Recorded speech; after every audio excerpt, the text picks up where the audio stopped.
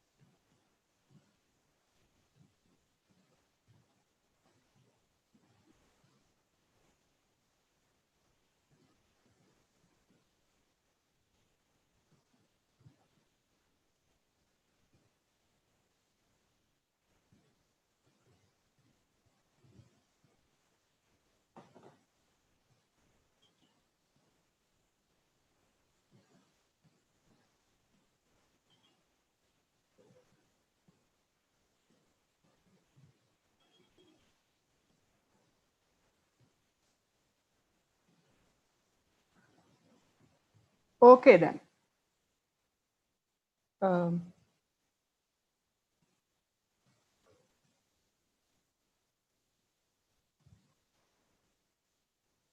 Good evening, everyone, and welcome to Bugbears NCBS YouTube channel. Thanks for joining with us today in our Science and Research Outreach Initiative. Myself, Nitish, and we have Mohawk with us. We are part of NCBS, National Center for Biological Sciences, TIFR, Bangalore. We are interested in understanding small creatures that are even invisible to our eyes, called bacteria. Our motto is that the idea of research that we do in our labs should be propagated to young minds and push them to explore beyond textbook knowledge. Through our YouTube channel and social media pages, we plan to provide access to research methodology to science enthusiasts, especially young minds. We believe that any young person with a computer at home can start their own research and explore the world. With you today in this collective effort, Mohawk and I will be your host and will be representing our group in this session. So, Mohawk, what's the topic of discussion today? Thank you, Nitish. Hi, guys. So today's topic is antibiotics then and now, and so the problem of antibiotic resistance when antibiotics they stop working against whatever diseases those drugs are given for is becoming very common. And just to give you an idea, antibiotic resistance causes more number of deaths as compared to the deaths that are caused by cancer and road accidents combined. So that definitely is very alarming. So that was really the idea behind the session today. And some of the things that we are going to talk about are what is an antibiotic and how does this resistance towards antibiotic happen. And then we are also going to talk about how were these antibiotics discovered. And then towards the end of the talk, we are also going to touch upon some of the solutions that we can think of in these times of antibiotic and the problem of resistance. So to throw more light on that, we have with us our speaker, Dr. Aswin Sai Narayan Sesasai. And Nitish, why don't you introduce our speaker for the day? Yeah, so it's my pleasure to introduce our first guest in this theme of weekend chat with researchers.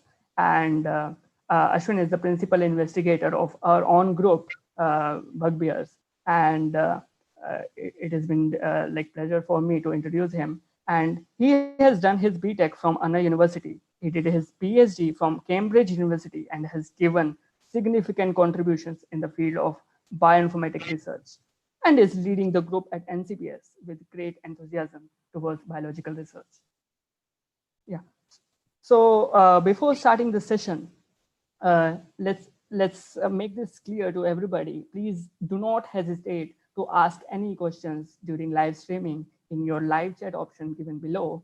And please type your questions in the chat box or our Instagram page with the hashtag WCwR. And we will definitely try to accommodate your questions and try to answer every possible question that we have. So over to you, Mohawk. Thank you, Nitish. So hi, Ashwin. Welcome to the session. We are really very excited to have you with us. Hey, thanks, Nitish. Thanks, Mohawk. I should also thank you for volunteering to contribute to this effort. And let's hope that this is successful in the long Yeah, run. we hope that too. Yeah. So let's then start the session. And the first thing, obviously, that would come is why don't we start with what are antibiotics and how are they named so? Okay, so there is a modern definition of antibiotic, which is essentially a drug that is used to combat bacterial infections. And that is what one refers to when you see advisories saying that do not take an antibiotic for a cold, because a cold is a viral infection, and an antibiotic, as it is defined today, should not be working against a virus, right? So it is an antibacterial agent, and an antibacterial agent, this can be a synthetic compound, or it can be one that has a natural origin with chemical modification, so on. The source is immaterial as long as it is an agent that works against bacteria and is safe for us to consume. So this is the modern definition. Now, the definition that the American scientist Selman Waksman, who is credited with using the term antibiotic for the first time, sometime in the 1940s, it's different. So what he defined antibiotics as is any molecule produced by a microbe and that can act against any microbe.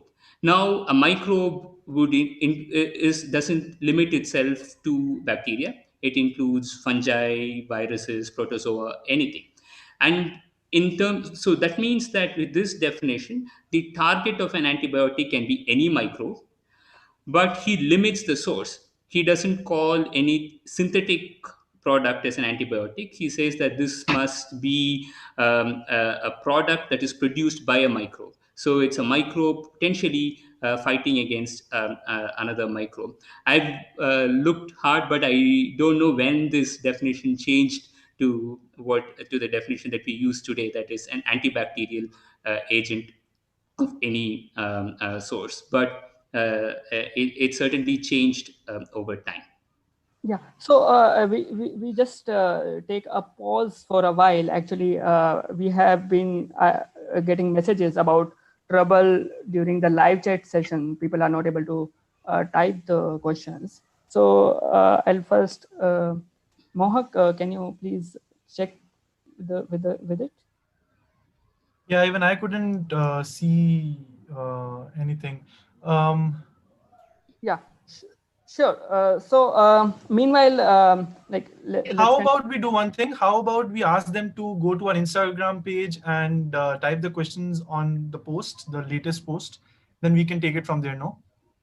yeah. So for guys, for viewers who are not able to put the messages or the questions in live chat box, we are working on it. Please post your questions on our Instagram page, and we are quite active on that, and Yeah. we will try to include every question that we get. Yeah. So is the link available? Yeah.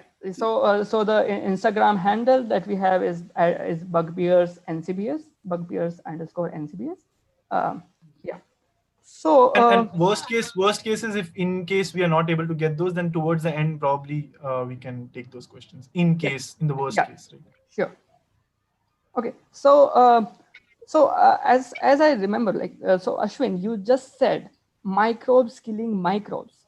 That's so interesting. Like I always thought that we just eat antibiotics, like it's man-made thing, and it kills microbes. So how do these actually work? How do microbes like develop this thing?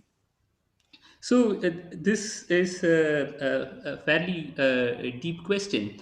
Now, and this is something I would we might want to revisit a little later. But to briefly mention this, so many microbes produce these molecules, right? These are typically soil microbes. They produce these molecules, and these molecules, if produced in sufficient quantity, so this is a key phrase here, if produced in sufficient quantities, can kill certain other microbes. And this is something that um, um, strictly speaking was described in the 19th century or so by Louis Pasteur. And then towards the end of that century, the term antibiosis was coined, which naturally would lead to the term antibiotic. So these molecules, they're obviously, if you're producing a molecule that has to kill an organism, then it means this is a molecule which is going to affect a molecular process in the target organism, which is essential for the growth or the survival of this target organism. Antibiotics, broadly classified, can be of two types. One which can kill the target organism, and the second which doesn't kill the target organism but suppresses the growth of the target organism. For the latter group of antibiotics, obviously they cannot work on their own because they don't kill the target, so they need an active immune system to take care of these bacteria which are not able to grow. They're crippled, and the immune system has to go and knock it out. So those are the two, and all these would target some process in the bacterium which is essential for its growth or survival. I see. Oh, so these sound like some sort of magic drugs that we have nowadays. So I'm just wondering, how did we humans really come to know that the antibiotics are effective?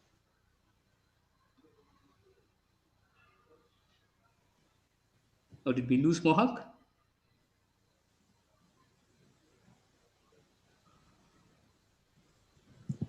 Yeah, we lost Mohawk for a while. Uh, so yeah, I'll continue his question. So Mohawk was trying to ask, like, how did we really come to know that antibiotics, was it a one-time discovery or a series of events leading to the antibiotics that we eat today? Given the range of antibiotics that we have and the challenge of infectious disease over probably the entire human history, uh, one should be really surprised if someone were to say that this is a one-time discovery. In fact, this is a really, really old uh, uh, uh, uh, discovery, so to say. So let me share my screen and I can show some pictures. Yeah. Should be fun, right?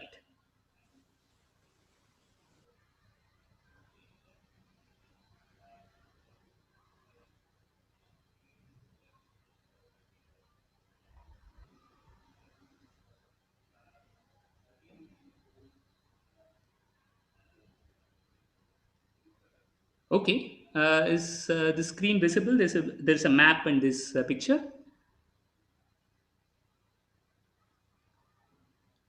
Okay, so let me.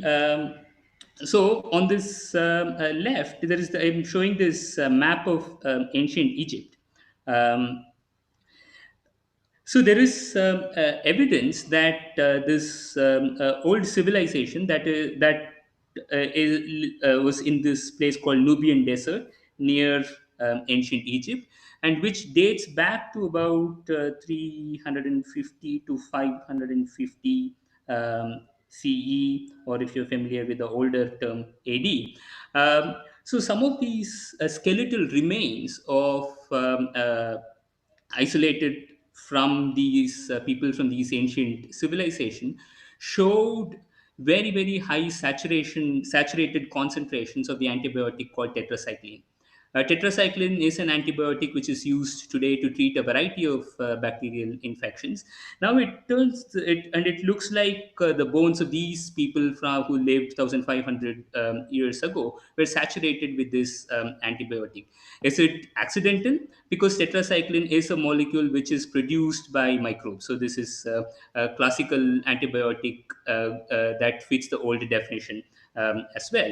But the fact that these bones are so saturated with this antibiotic led the researchers who were working on this to conclude that these people knew exactly what they were doing. They were able to use the cultures of this microbe to produce this antibiotic, and they were probably using this as a treatment for some disease or the other. They probably did not know what caused the disease, but they did realize that growing certain microbes under certain conditions and feeding these microbes to these sick individuals, in fact, treated certain infection. So this is probably the oldest indication of use of antibiotics among humans. There might be some evidence. There might be. It might have been used earlier, but we just don't know as far as my knowledge goes. And here, if we look at what ancient India knew, these old Ayurvedic texts, they do talk about various diseases which have been mapped today to infectious diseases such as tuberculosis and so on. But the kinds of antimicrobials that these people seem to have talked about is not really in terms of treatment, but for example, using copper vessels to purify water, and copper is toxic to microbes. So, and then we skip, close to 1,000 years or so, and then we get to what is the first documented evidence of using a microbe to to treat infections. Obviously, these ancient Egyptians did use some microbes to work with to handle some diseases, but they didn't document it. We learned about it through these archaeological studies. But what we have is this person called John Parkinson, who's been referred to on various websites as the last great British herbalist and probably the first great British botanist. So this person in 1640 wrote this book called Theatrum Botanicum, a theater of plants. You can see this image. You can get the whole book from archive.org. This is an old print, obviously, and so S looks like this funny F integral shape. It's very hard to read. I tried reading it. It was a nightmare. But this book has beautiful illustration of various plants and so on. And till relatively recent times even, fungi were classified as plants. So here he has a section talking about various fungi and mushrooms and all that. And in this book, he does say at some point that you can use these fungi to rid the body of certain toxic creatures and so on. And all of this, the three examples that we looked, all of these predate what we now call as the germ theory of disease. That is the clear demonstration that certain diseases are caused by microbial agents, which was formally described only in the 19th century. So all of this that we've talked about is really the antibiotic prehistory, as one would mention. So use of antibiotics, even though we didn't really know them as antibiotics or whatever, we didn't have a formal we didn't know what it was really treating. The use of such antimicrobial is pretty old, at least 1,500 years old, probably more.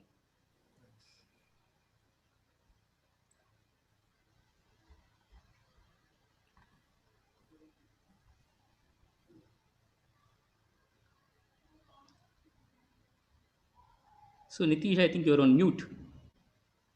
Yeah, Nitish, you're on mute. Yeah.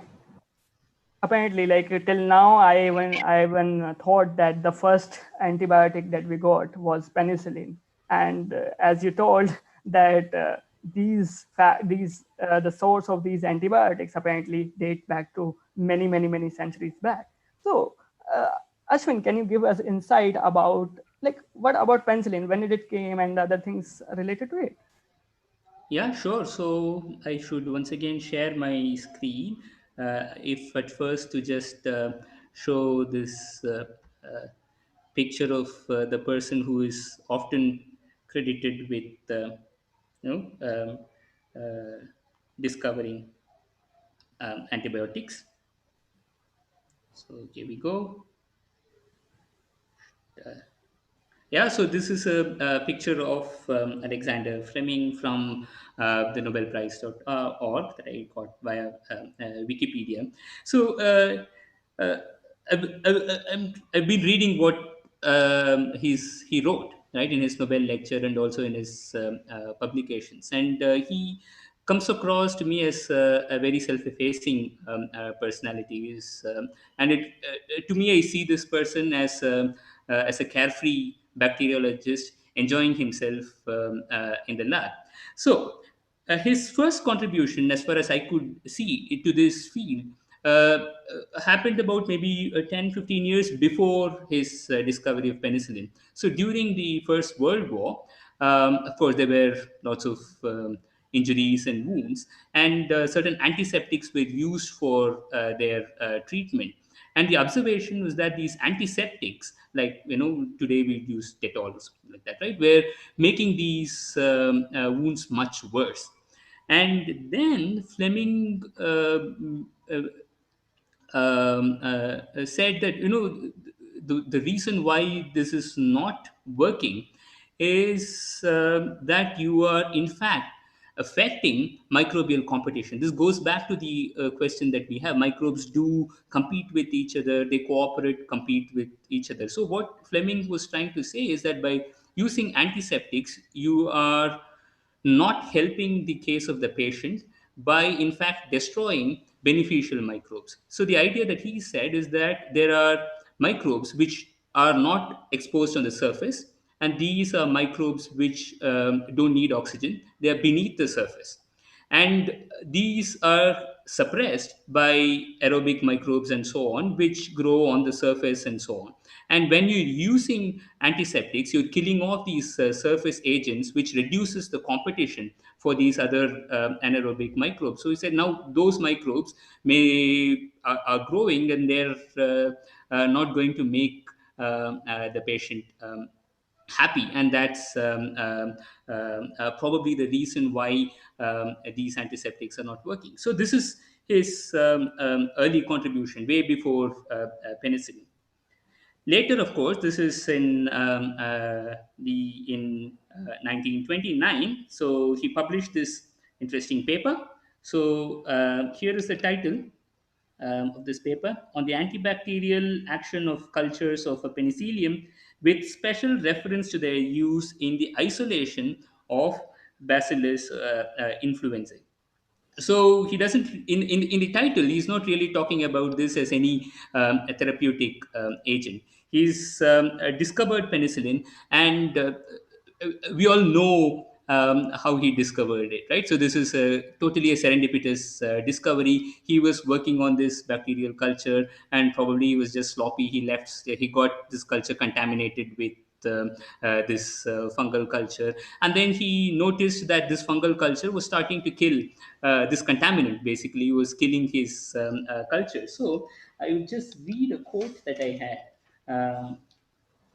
So this is so he says this is in his Nobel lecture, right? My only merit is that I did not neglect the observation, and I pursued the subject as a bacteriologist. So he doesn't tell a story of how he was looking for this for 50 years or all his life, and then finally the eureka moment came. So he was doing something else, enjoying himself, working on these bacterial in his lab in London, and then this serendipitous observation happened, and he took note of it, and that's not easy. He says the only merit is to follow this up. If a normal scientist would just discard it as a contaminant, would not be taking it forward. He actually followed it up, which is not easy at all. And here you also see, this is again this picture on the right is again from this Nobel lecture. You can see that he was having fun here.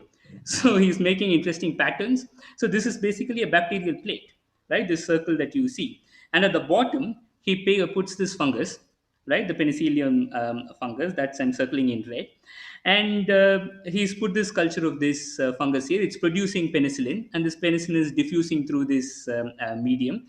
And then here he's put this thing called this B violaceus. This is another bacterium that he's streaked here, and it looks like this bacterium is naturally not sensitive to the action of penicillin. So even if there is penicillin, it can grow. And then he has this third culture here that I'm going to mark in green, and this is of Staphylococcus. This is a fairly serious pathogen, and penicillium can kill Staphylococcus, right? So he's placed Staphylococcus here, and close to the colony of this penicillium, you don't see any Staphylococcus. You can see this nice mark, even though he's put Staphylococcus here, Staphylococcus hasn't grown there, right? Because penicillium has killed it. And now Staphylococcus seems to can inhibit the growth of this other blue culture. Now, once penicillin has killed off the Staphylococcus, the area that was presumably previously occupied by Staphylococcus is now taken up by this B violaceous thing. So now you you can see these interesting patterns here. The red thing is maybe, I don't know, it's like a palm, two fingers, victory fingers, and maybe this second finger has this nail, which is the Staphylococcus, and the finger is this other culture of Bacillus. I guess it's Bacillus. I don't know. B violaceous. So it's clear that even when this is in 19 the Nobel Prize was in 1945. So even 15 years after this discovery, he was talking about just enjoying himself with this. And here in the title, special reference to the use in the isolation of bee influenza. When he talks about this, he's raising again a very important point, which also came about when we were discussing this culture plate. Now, this penicillin can work against some bacteria and not against some other bacteria. Now, if you have certain conditions, for example, this could be a culture from a patient, which is not going to have one bacteria, probably a mix of bacteria. And from this, I need to isolate this bee influenza. But this culture is probably contaminated with other things, including things like Staphylococcus. Now, if I am growing these two and I add penicillin, and I need to take out this bee influenza separately, I don't want any of the Staphylococcus. Adding penicillin will kill of the Staphylococcus, and I can get B influenzae out separately. So I can kind of purify influenzae in a mixture which has B influenzae and something else. So he's talking about this use as well, right? This is an which and this is sort of selection is something we do in the lab even today, using antibiotics to select for some bacteria and not the other. Now he doesn't, though he does talk about its maybe its use in treatment and so on. There are problems. This antibiotic, the way he got it, is very unstable, and it's very hard to purify, and it's not produced in very large amounts, and you need a stable molecule, and you also need to produce it in large amounts for commercial exploitation. He couldn't do any of this, and he was not a chemist, he was a bacteriologist, and so he couldn't do any of this. So he published this, and he admits this was ignored by people because it didn't seem to have any practical significance. And he also mentions that till about the mid 30s he had written various other papers in which he referred to penicillin, but it was again ignored in these findings. So that is the start of penicillin. That's a lot. That's a lot to take for now. I still have one pending question which I have. I just want to resolve that first. So you mentioned that the penicillin was discovered in the late 1920s, right? I'm just wondering, were there no efforts in this direction? I mean, especially like you mentioned briefly, the First World War, in the pre-penicillin era. Uh, Diseases were rampant even in those times, right? So what were the efforts before penicillin? Yeah. So once again, I should show some pictures here. So let's share screen again. Screen. Okay. So should be seeing these people here. So the guy on the left is Paul Ehrlich. So he received a Nobel Prize, but it had nothing to do with antibiotics. Okay, so this Oh, is before his contribution to antibiotics. He was also a cell biologist, immunologist. He was studying the immune system. He was studying various kinds of cells and so on. So, but at some point, he decided that he was also interested in dyes, right? Because some of these dyes could stain cells, and he also realized that these dyes could be toxic to infectious agents. So he decided to set up screens. These are large screens, synthesize a large number of molecules, and look with this huge library of molecules, see which molecules have antibacterial effects or whatever target effect that one is looking for. So he decided that he will do this kind of a systematic screen. And he started off by modifying these dyes that he had for various activities. And in his lab, there was this person called Alfred Bertine, and I couldn't find any photograph of him in the public domain, so I don't not you, but you can find him on Google Images. So this person synthesized um, um, this a molecule which is called arsphenamine, and then this person Sahashiro Hata was the person once again in Paul Ehrlich's lab. So this person showed that the molecule synthesized by Alfred Bertine had a killing activity against the bacterium which was causing this infectious disease called syphilis.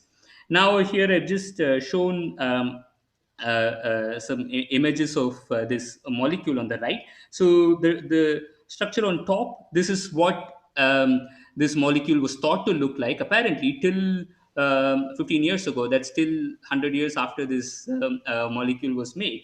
And now it seems the consensus is that it's a mix of the latter two structures. So this is this molecule. So this is a drug which was used to treat this disease, syphilis, but this drug had issues. So this was completely replaced by penicillin when penicillin came during the Second World War. The problem was that you needed to, for example, you can't really keep this medicine at home. You needed to keep it in an environment which had only nitrogen and so on. And this is again a synthetic molecule. And as you can see with um, As being there, it's arsenic. It had arsenic, so it also had fairly serious side effects. Though this group made a second version of this of molecule later, which was a little easier to handle, had fewer side effects. It was still not the ideal molecule. And when penicillin and easier to handle antibiotics came, no wonder that this lost out. But this is called the magic bullet, and so this is really in many ways the first quote unquote in terms of the use of the word antibiotic today. It's a successful use where we knew what it this molecule was sort of, and that it was specifically targeting a certain infectious agent. So this is so in terms of the antibiotic history, this represents a synthetic antibiotic, and this is again in contrast to Stephen Fleming. I mean, sorry, that's the cricketer, right? Stephen Fleming. This is Yeah. Alexander Fleming's penicillin. That was a serendipitous discovery. This was a targeted search, a systematic search for an antibiotic. Wow. Like this serendipity, why it does not happen with me? Well. As Fleming said, you'll have to catch it when you see it. Yeah. It's hard to catch it. Okay, guys. So we have another hashtag, catch it when you see it. Okay. Okay. So, Ashwin, like when you were telling the Fleming story, you told that like he discovered penicillin, and then like after a few years, it was being forgotten. So, but we still use, as far as I know, that we still use penicillin and its derivatives today. And how was it revived, and who did it? Okay, so again, I need to show some interesting people here. Okay. Here we go. Share screen. Share. Nice. And then share. I quite like this to share screen from the iPad to the computer through the Wi-Fi. Very nice. So here are these two important people. So we have Rene Dubos and Gerhard Domark. Uh, so let's talk about Gerhard Domark first, because this will sort of continue from Paul Ehrlich and so on in terms of synthetic antibiotics. So this was not in now not an academic researcher. We're talking about a company, Bayer, in Germany, and who were trying to make an antibiotic that would work against several bacteria, right? Many infectious agents. And a team led by this person, Gerhard Domark, he also won the Nobel Prize. They they made the first sulfonamide. So they in the colloquial language, you might see sulfur drugs being used, and this was in the 1930s. And so this project apparently started, I think, in 1932 or so, so early 1930s, and then sometime in the mid 1930s they had this drug. So this would be the first effective antibiotic that worked against multiple infections. And these sulfur drugs are still being used again. I guess they had side effects and so on, and but it's still being used not just as again antimicrobial. There are many drugs which are used for treating other various other diseases as well. So it's a fairly broad use category of chemicals. Now this follows the legacy of the Paul Ehrlich type study, and the success of these drugs led to what is often referred to as the sulfur craze in the 1930s. Everybody was using these sulfonamides. So that's one arm, and a synthetic drug here. And then we can look at this guy, Rene Dubos. So here we go back to this microbes competing against microbes idea. So he developed this idea. I still don't get why it should work. In fact, in the 1960s, Waksman, who also used this technique in some effects, says it shouldn't work. Why did it work? I don't know. So what he did is he took soil, right, and then he kept this. He put certain target bacteria, certain bacteria that he wanted killed on the soil, and then he kept enriching these soils for 2 years until somehow this soil um, um, grew bacteria which produced molecules that can kill these target bacteria that he had put in. It's called the soil enrichment technique. So using this technique, he isolated an antimicrobial agent called gramicidin. So again, once again, there is many years after Fleming's discovery. Here is somebody who says you can make an antimicrobial from a microbe fighting against another microbe. And then in parallel, there is the sulfur drugs which have come about. Gramicidin is not being used in practice really. And then there is the sulfur drugs. These two rekindled interest in one, allowed the penicillin discovery to be rediscovered. And this rediscovery is also an interesting story, and it involves several people. And there are, till this morning, in fact, I knew only the more popular versions of how this worked, and I discovered some interesting people who had been involved in this story, but uh, weren't really very well known. And I learned that only this morning. Okay, so here is the story. So there is this person called Howard Florey. He's an Australian, and this article that I looked at today. This is by a professor in Oxford called Harris. He wrote this article on Florey and his role and the role of and his team in penicillin. This article came out in the 1999. It's not publicly accessible, though. It's so this author says there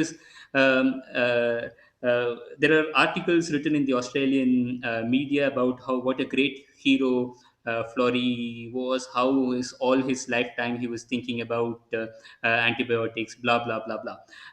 But and he also says nothing in that article which showered all these praises on Florey is true except the year of his death. Uh, so. But what Florey did is he headed this department in Oxford, and he was a pathologist. He was not really interested in microbes uh, or infectious diseases at all. He might have known about penicillin. Apparently, he was an editor of the journal in which Fleming published his penicillin work. So he might have known about it, but this was not his area of interest. But what he did believe in is that any study of pathology needs more chemistry than was being used in those days. So he recruited certain chemists into his lab, Ernst Chain and Norman Hitley. Now, Ernst Chain is credited with having introduced Florey to the benefits of using penicillin to achieve his vision of trying to use chemistry to study a pathological condition. Now, Ernst Chain, it seems, was probably attracted to penicillin by its instability. He was a chemist. He wanted to make it more stable, obviously. And Florey got attracted to this because he knew that penicillin is very effective against staphylococci. And staphylococci, the bacterium, was fairly a serious problem at the time. It still is in the Western world, especially. So he got this guy, and their objective was, well, in theory, easy.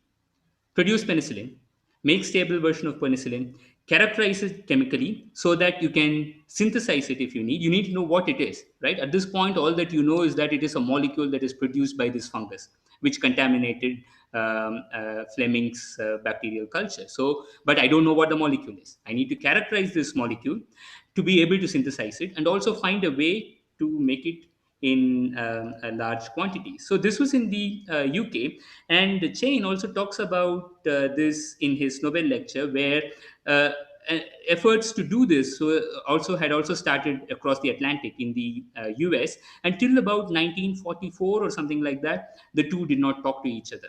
But in 1943, the two governments came together, and then they stopped publication of these researches, and then they came up with an agreement to exchanging notes between UK and the US. And he says 700 such reports were exchanged after this came about. And then a group in the US, and within a week, Chain's group, they managed to get crystals of penicillin. And again, it's this fungus does not just produce one variety of penicillin, and this purification effort showed that there were at least four varieties of penicillin, named 1 to 4 in the UK, and some FG, some alphabets in the US. So these two groups got different versions of this penicillin. um, no, so and then once they had that in sufficient quantities, they could characterize the chemical nature of penicillin so that they know what penicillin is. But to do this, so Chain got the Nobel Prize, excellent. Florey got the Nobel Prize, excellent. Along with Fleming, they got this together. Here are these two people, Edward Abraham and Norman Heatley. Now, it looks like this Norman Heatley is the most unsung player in this whole story. And I read that the first time he got any recognition for his work was in 1991, when he received an honorary doctorate. Or this is 50 years after. So he is credited with doing two things. One is to get penicillin in stable form. Important. Penicillin was unstable. Now he managed to do some tricks, chemical tricks, to get penicillin in stable form. And then you had to mass produce. The war was also going on, and apparently they wanted to produce 500 liters of penicillin in a week. And this guy, Heatley, is also somebody who is quite an innovator with all kinds of trash and whatever you have. He could make things, and he came up with this setup which could make 500 liters of penicillin a week. So I want to read this quote from this 1999 article that I referred to, by this Professor Harris. So he says, without Fleming, no Chain or Florey. Without Chain, no Florey, right? Because Chain probably introduced Florey to the benefits of studying penicillin. Then without Florey, no Heatley, because Florey was the one who recruited Heatley as well. And without Heatley, important, without Heatley, no penicillin. And Heatley got his first recognition close to 50 years after that work. Now, apparently, the biochemical societies have an award named after him, which is the least one could do. And here you also have Edward Abraham, who is quoted extensively by Ernst Chain in his Nobel lecture. They work together in the chemical characterization of penicillin. So this is a story of these four people, not just these four people. Obviously, there'll be others working in these teams. There are various other names that Chain mentions who would have put in the dog's work into all of this. And so the combined effort of these four and their larger team was that we knew the chemical nature of penicillin, and we also managed to produce enough penicillin for it to be of commercial use. So when Norman Heatley first saw this uh, um, that animal experiment showing that penicillin might actually work as a drug, he is I would say in a very very casual manner, wrote in his diary, it really looks as if P dot may be of practical importance. May be of practical importance. So this is and this is apparently at 3:45 a.m. or something. That's the story, and he was very excited by it, and his excitement is maybe of practical importance. Now, though they had done a lot of work, they weren't entirely sure about the chemical structure of penicillin. Edward Abraham and Chain had said, yes, there are two possibilities, and they did favor one of the two. But as Chain says in his Nobel lecture, it wasn't, they weren't 100% sure. But that was solved when Dorothy Hodgkin and Barbara Love, well, women in science, so on, very important um, uh, uh, members in this field, solved the structure of penicillin. And they showed that this penicillin has what is called a beta lactam ring. Why was this important? Knowing the chemical structure clearly is necessary for chemical synthesis of this antibiotic. And secondly, now we know how penicillin works, because now we know that it is this beta lactam ring which is part of the penicillin structure. This is the one that inhibits the cell boundary synthesis that bacteria do. And we also know that this whole talk was motivated by the phenomenon of resistance to antibiotic. How do bacteria resist penicillin?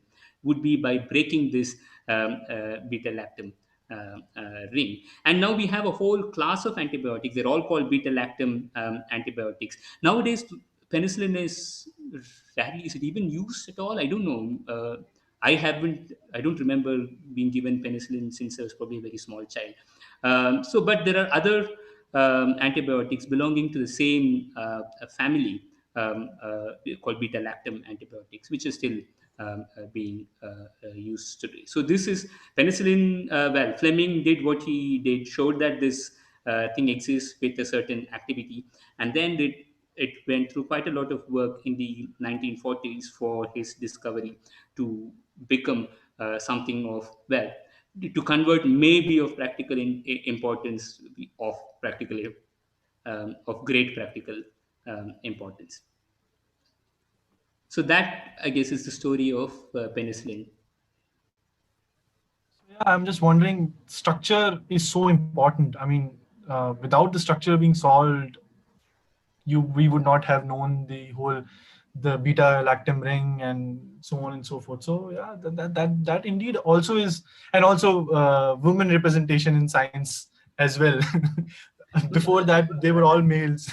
And Dorothy Hodgkin got her Nobel Prize about 20 years after she solved the structure. She also solved the structure of insulin and vitamin B12 and so on. So she got a Nobel Prize for her work in doing all of this.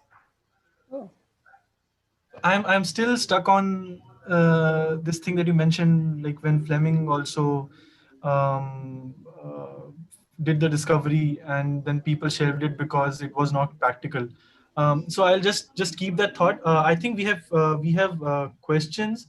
We will take one question. This is from Gayatri, and she asks, any Indian researchers who contributed in the field of antibiotics during early periods? Uh, um, Not to my knowledge. So we one of the most dramatic contributions from Indian in infectious diseases at that period would be the discovery of cholera toxin, not an antibiotic, but the agent that the bacterium that causes cholera um, uh, is the toxin that it produces, um, which causes the disease. So in that period, probably the most significant contribution from an Indian scientist working in India to um, infectious diseases is this, and he didn't get the Nobel Prize. Sorry. Okay. that And gives us a reason for outreach. So that's why outreach is more important. Like apart yeah. from doing research, we should do a proper outreach to people so that we remember people. Yeah. So now coming back to that question, like I was wondering, like arsphenoxine, like how the screenings were done for that, especially when you mentioned that the practicality issue with what Fleming did, and then it was shelved, and even now you extensively discussed about the whole research that went behind penicillin. But in terms of screening, was that approach also, because it makes sense, right, to do those screenings even for antibiotics? Right. So let me show share my screen again. Share here. Go.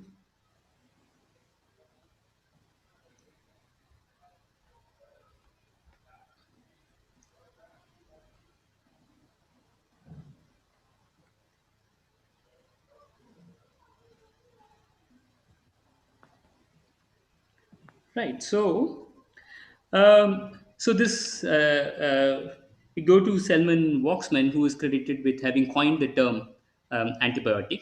So he followed from this Rene Dubos type approach. So he was working from the 1910s, I think, or so, on this on soil bacteria. He was interested in soil bacteria, what they do, their ecology, and they did have the realization that soil bacteria can produce molecules that can inhibit the growth of other bacteria.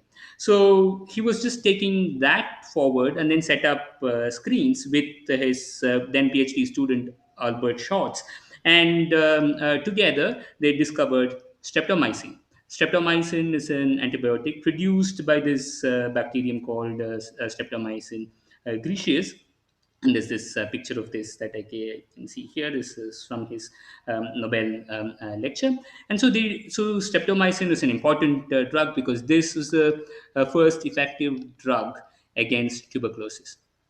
Penicillin did not work against tuberculosis, but streptomycin did. So this was a screening approach in the tradition of, say, Paul Ehrlich and so on, not serendipitous discovery. In a period of since the 1940s till his Nobel lecture in 1952, he says that they isolated about 10 different compounds with antibacterial activity, of which streptomycin turned out to be the one with the most practical significance. So the two stories: one Fleming's bit, which is serendipitous, and here a directed screen that emerged from the interest of these researchers in basic aspects of soil microbiology and this class of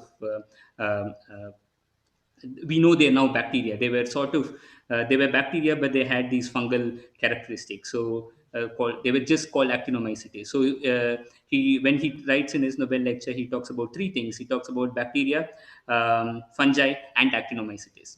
He talks them as somewhere in between, but we don't know that they are bacteria from an evolutionary standpoint. He was just interested in that, and then it eventually resulted in this very, very important discovery.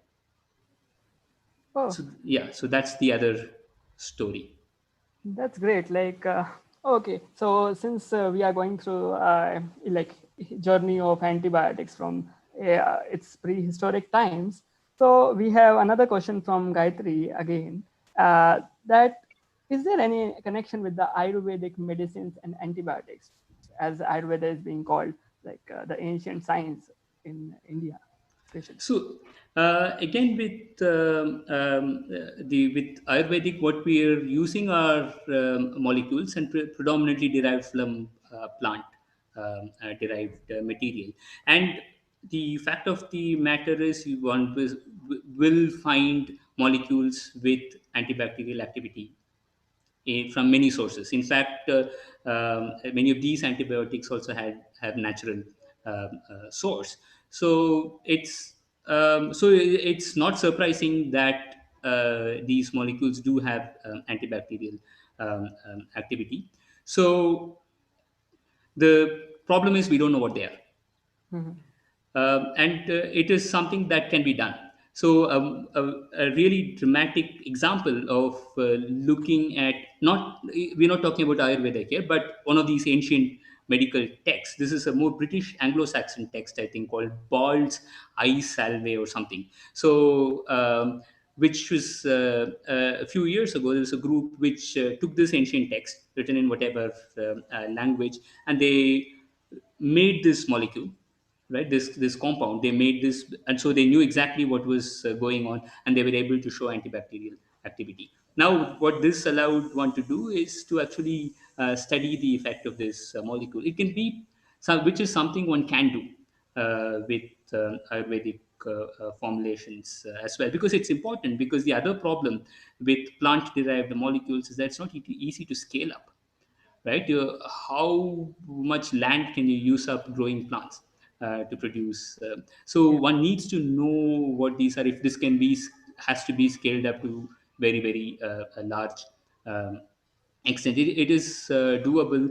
It just needs people to put in effort in that direction.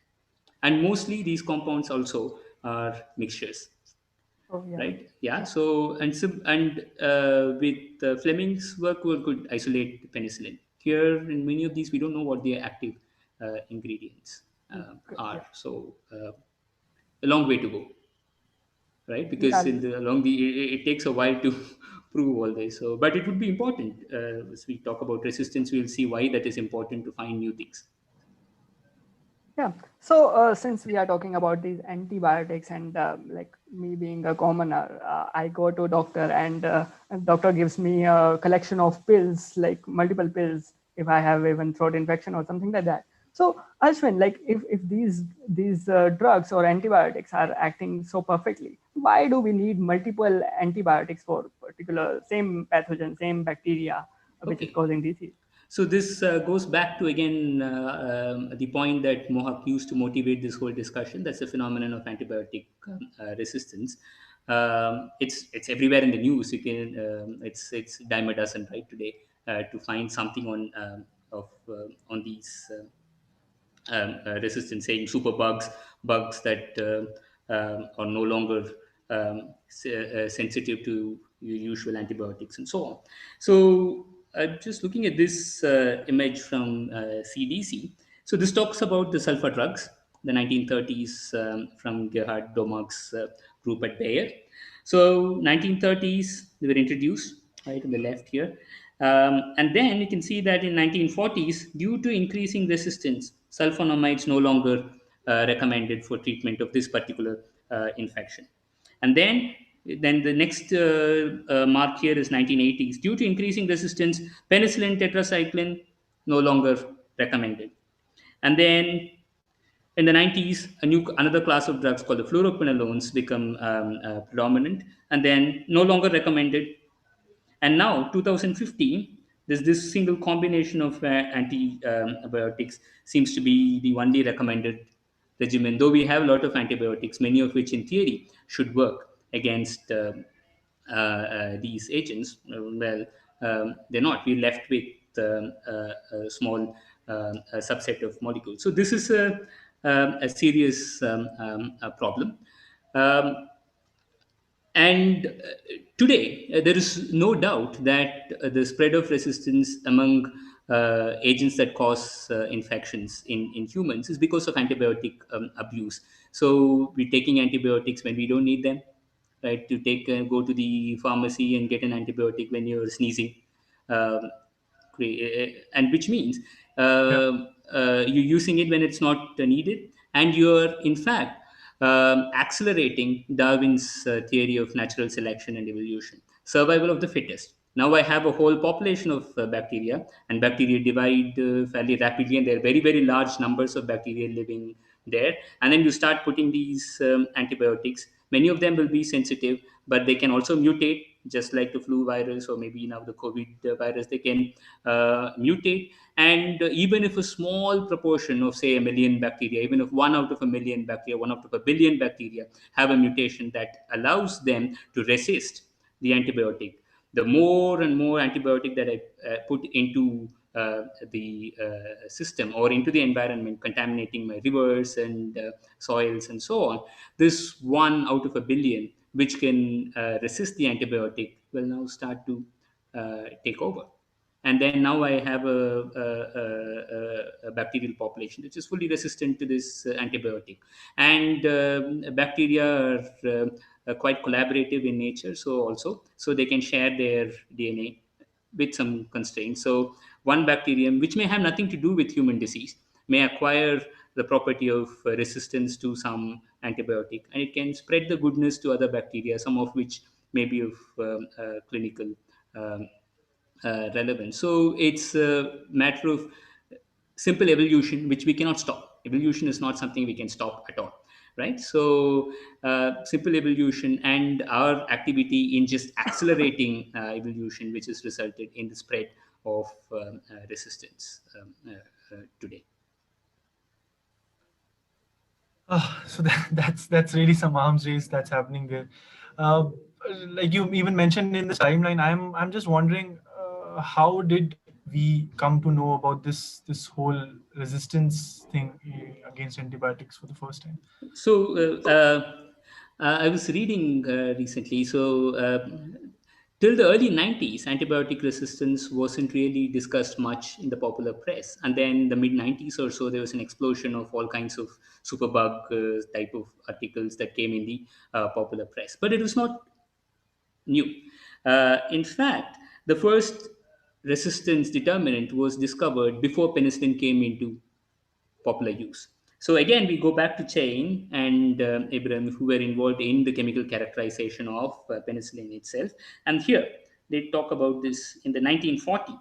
This is when they had sort of started their work on penicillin. Within 1 or 2 years of having started their work on penicillin, they were able to isolate some bacteria which could destroy penicillin. So this is an early example of penicillin resistance. So here I found a couple of papers by these authors. I couldn't find anything about these authors except these publications. And here they're talking about streptomycin resistance.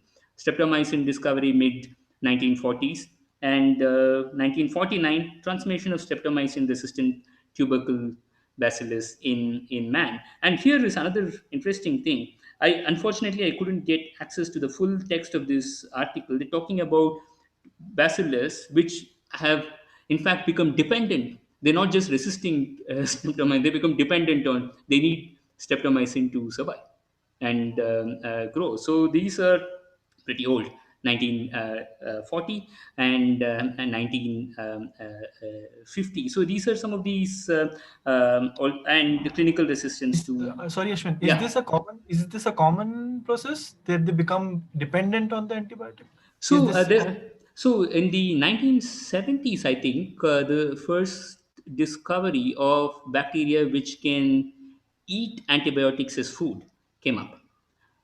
So the bacteria which can eat oh antibiotics. So so they can, well, which means that doesn't mean they have to depend on it. So in this is the, I think this is the only case that I've seen of a fully dependent a bacteria that I've seen. I haven't followed up on that much.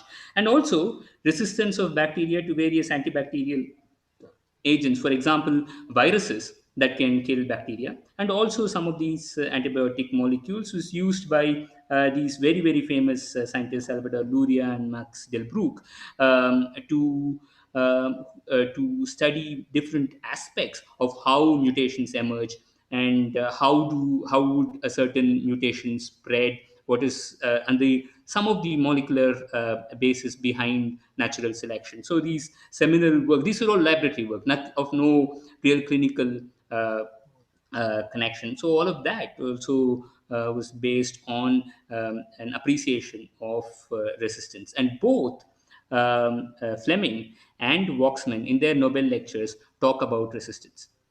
That, and now I forget which one. One of them even talks about it. It's probably Fleming, thinking about the way he talked about it is a funny way of speaking. So he talks about, okay, you go, you take an antibiotic, right, without a doctor's prescription. The doctor you don't know how much to take. When you take less of the antibiotic, you've taken too little of the antibiotic to actually wipe out the bacterium in your body, which means there are some bacteria which can survive, and which means you're increasing the probability that you will have a surviving bacterium which is now resistant to the antibiotic. So this is this concept of sublethal concentration of antibiotics and their role in resistance generation was something that was appreciated by Fleming.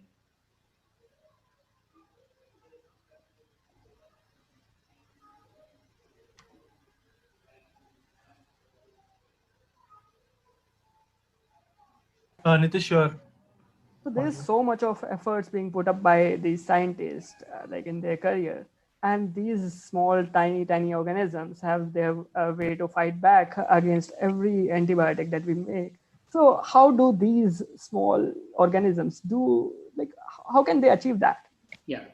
So this just goes back to talking about the very fact that many of these antibiotics are quite old, right? These are in fact made by bacteria, and bacteria quite old, billions of years old, and they've been making these molecules forever.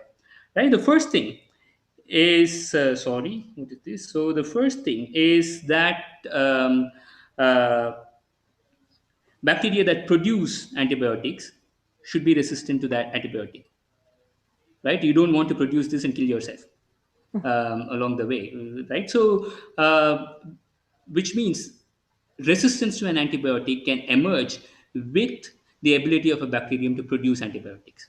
So, which again says that though the CDC thing talks about this gonococcal disease and so on from the 1930s, that's well, which is when antibiotics came in.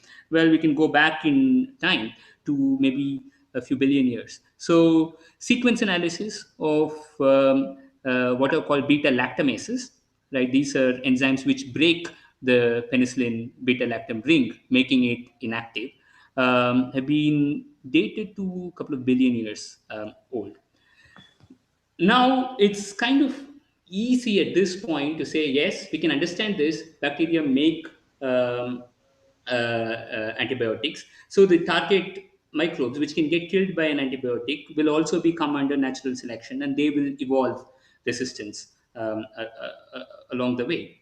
So but the problem, which was also highlighted by Waksman in an article in 1961, 1962, is that if you just take a soil, right, in which there is these actinomycetes which produce streptomycin are growing, you just can't get any trace of streptomycin in this. They're producing these molecules at very, very low concentrations, so low that it's unlikely to be toxic to anything else that is living there. And the soil environment is also complex in so many ways. I don't have to tell that. It's a mess. And would just this antibiotic, which is produced in very, very low concentrations, have enough value for an organism to develop resistance? We don't know. Now this gets a little bit more interesting. These enzymes, these what we call again as beta lactamases, which break the penicillin ring. We also have evidence to show that there may actually be some versions of these may be playing important roles in making the cell boundary as well. So a version that breaks the penicillin ring could be a very, very small variant of an ancient phenomenon which is required for just making a bacteria. So if one can convert a protein which convert a protein which is responsible for a fundamental survival property of a bacteria into something which can resist an antibiotic, then it means it's fairly easy. A few mutations here and there, and you get resistance to this. So, and then if these antibiotics also produced at very low concentrations, what are they doing? Why are they being produced? Maybe we see them as antibiotics with a toxic activity, but maybe that's not what the bacteria are producing them for. There is now evidence that some of these molecules may be used as signals between bacteria as well, and that needs only low concentration, not toxic enough. So in terms of the natural history of antibiotics, why do these organisms make antibiotics? I think we still in early days trying to understand this whole ecology of antibiotic production. And so on, though there are certain simpler systems. For example, there is a study of an ant symbiosis, which involves an ant, a fungal colony, which is in a symbiotic relationship with an ant. And then there is another bacterium, which is also in this relationship system. And this is producing a certain antibiotic. And what is this antibiotic for? It seems it's producing it in large amounts to kill off certain other bacteria which can come in and outcompete these fungi. And these fungi are important for, so it becomes a little triangle where there is, well, with in multi-directional triangle where the ant provides a home for the fungi, and the fungi produce a certain food for these ants, and then there is this bacterium which keeps these fungi safe from competition. So there is all kinds of these evidence. The thing that we also need to understand in this context is how low can the concentration of an antibiotic be before it can promote resistance. There is some research, to my knowledge, I think it goes down to 1 in 100 of the killing concentration is sufficient to which may still be too much in relation to how much of these antibiotics are there in soil. So again, this is not something we have a clean answer to. So here is something that I will show.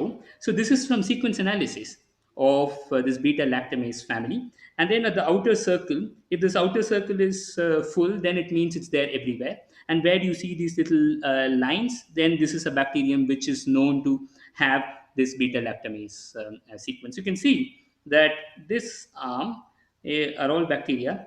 A lot of bacteria have the beta lactamase resistance determinant. So this is at a level where these might still be playing, may not be in fact active as a resistant determinant, might be playing some other role that is more fundamental to bacterial survival. And here is something interesting here. These are fungi which are carrying beta lactamases. Beta lactams, the antibiotics that we know are not antifungal.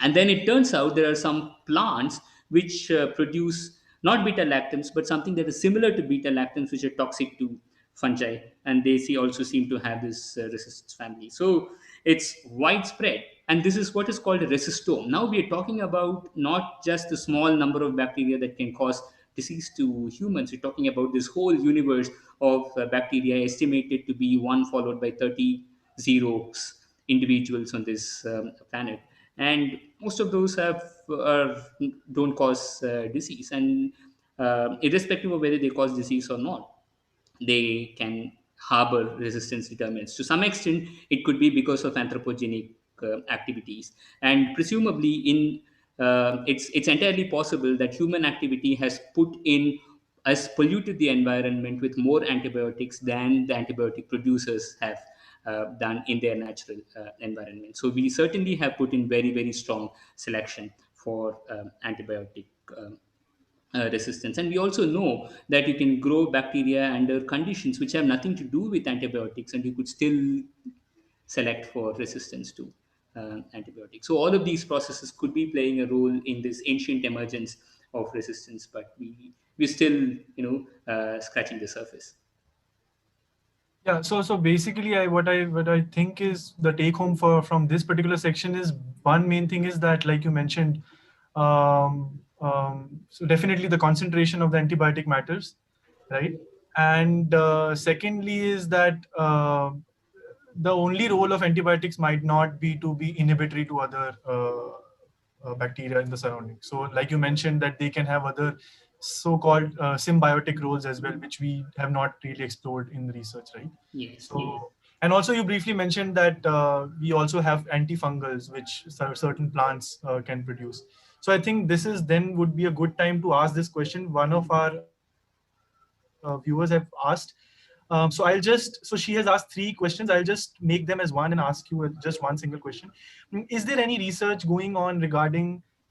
So she has written antibiotics. So I'll just rectify it. Antimicrobials for viruses. How far we can push our immune system exposed to antibiotics? Okay, I think we should take the first one because then that's not related. So is there any research going on regarding antimicrobials for viruses? She asks. Of course. So for most of our viral, like the most common viral infection we all get is the cold. Once or twice a year, we all get it, and you don't need anything. You just need rest, drink a lot of water, and you're fine in a few days. If you have high fever, just take paracetamol to control that. That's what your doctor would ask you to do. But for things like more serious versions of flu, and now of course this is COVID season, and the newspapers do talk about antivirals. The most prominent one we're talking about is this remdesivir, right? So, Yeah. which is a molecule which can inhibit viral replication. So, antivirals are being made, and if we go back to Selman Waksman's definition, if this molecule is produced by another microbe, then yes, this can also be called an antibiotic. But in today's definition, it's not an antibiotic. It is an antiviral that can inhibit a viral activity. But for the most common viral infection, we don't need medicines and certainly no antibiotics, unless the doctor thinks that the condition is such that you need to avoid a secondary infection with a bacterium and prescribes an antibiotic. So there's a little take-home message. Nice slide that Nitish had discovered about do I really need antibiotics? Things to do to prevent resistance. Yeah, so I mean, these antibiotics, and definitely like you explained in depth how the resistance mechanisms also have come up in bacteria. Um, to my knowledge, the main efforts, when people were behind making antibiotics in industries and so on, they sort of dropped down after 1970s, 80s, right? Now you have once in a while antibiotics being produced for profitable Yeah. reasons or whatnot. I'm just wondering, this resistance thing is not going anywhere, right? It's not like No. bacteria to not become resistant. So, So I will paraphrase what this prominent scientist in antibiotic resistance is called Julian Davis. So he says in this paper, if resistance is biochemically possible, it will happen, right? hmm, So you can't stop it. yeah.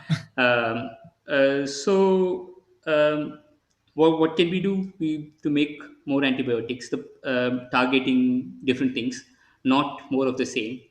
Different combinations of antibiotics, different varieties of antibiotics, and uh, a microbiology doctor would probably be the better person to answer how one would tackle a case of a patient who is having a severe infection to an antibiotic, to a resistant microbe. But one can intuitively think about using combinations of different antibiotics. The chance that you would be resistant to multiple ones is less, not zero.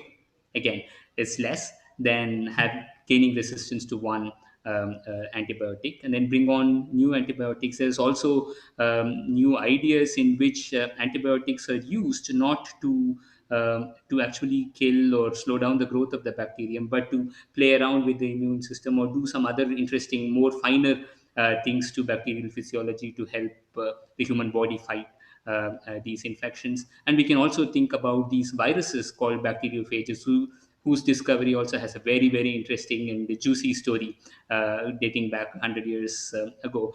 And they're also being considered as potential therapeutics. There are problems with all of these, but eventually I am sure we will get around these Yeah. problems. It's a big problem, but Yeah. hopefully we'll surmount it. And the problem really came because, as you said, in 1970s, I think it was the Surgeon General, I think it's what they call this person in the US, who proclaimed that we have won the battle against infections. Let's not Hmm. bother about them. And, that is not a very visionary statement from a person in that Who was this guy? Sorry, position. I missed it. I think it's called the Surgeon General. I think he's probably Okay. some head doctor or something in the Surgeon General. yeah, Surgeon General of the United States in early 70s made this statement. So research into antibiotics and even anything to do with bacteria were underfunded. Now we have, Yes. right? And I Yeah. think though we've had a few antibiotics since then, I think there's this daptomycin which came I think in the 80s, and this tigecycline, I don't know how to pronounce it, that came about 15 years ago. So new antibiotics have come. It's not that they've not come, but everybody who are better placed to talk about this than me will say that not enough. But there are many initiatives. There's now various initiatives for finding drugs. There is things even on the NCBS campus in C camp. There is Bugbears that we know.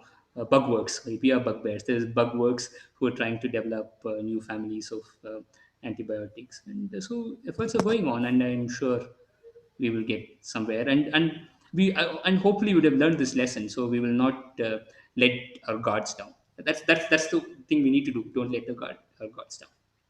Yeah.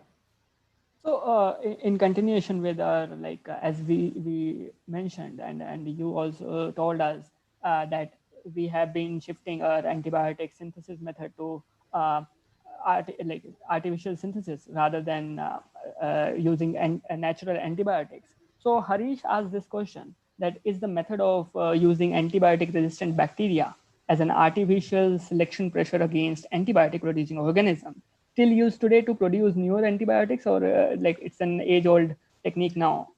So this that's the Dubos soil enrichment technique. It Yeah. it somehow helped him produce gramicillin. We can talk for probably discuss why it may or may not work. So even in the 60s, this article by Waksman that I mentioned, talking about the natural history of antibiotics, he says that even in some of their experiments it didn't work, and there is no clear reason why it should work, right? Hmm. Because you're enriching for an antibiotic a killing organism in this soil.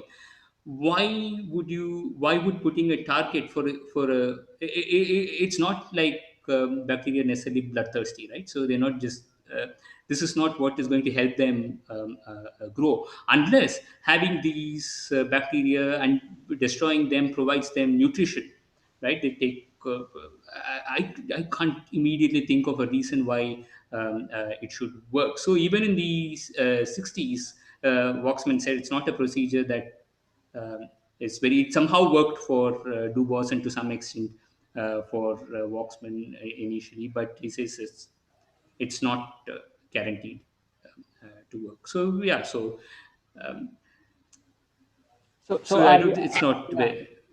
So are we still using these antibiotic like this method of antibiotic creation, like, or are uh, we? probably I would. I'm not so sure. People are still screening, right? We always screen for antimicrobials from different natural sources, but and then we would to produce more antibiotics. I guess we'll use some chemical synthesis or maybe some genetic engineering type methods. I think a drug discovery person would be better placed to answer this question. So let's put one such person in our list to talk to in a future Yeah. episode. Great. So, like, apparently, too many things happening in our research area, and that's why this outreach initiative is required by almost all the research labs working across the world. And Ashwin, we have discussed about this antibiotics and antibiotic resistance, and we came to know like how from what times it has been developing till now, and so. And bacteria has the mechanism to counter every medicine that we take. So should we still take those pills, and like, or what precautions should we take while So taking? take trust your doctor, right? And if the doctor asks you to take an antibiotic for 5 days or 7 days, take it for 5 days or 7 days, even if you're fine after 1 or 2 days. So just trust your doctor, and So don't become an internet doctor for yourself. yeah, Trust so your GP or specialist. so go to physical doctor, not Google doctor. Yeah. Yeah, as my Google these days, I think the COVID thing, there's a lot of e-consultation, but they, again, you were talking to a doctor, not Googling for yourself and making your own interpretation. So trust the doctors. I'm sure they know what they're doing. That's the easiest thing one can do. It's easy to do. Just don't go to a pharmacist and ask for an antibiotic and take it. Many pharmacies will give you the antibiotic. Don't take it without a prescription, and complete your course. That's So, that's so, that's easy to do.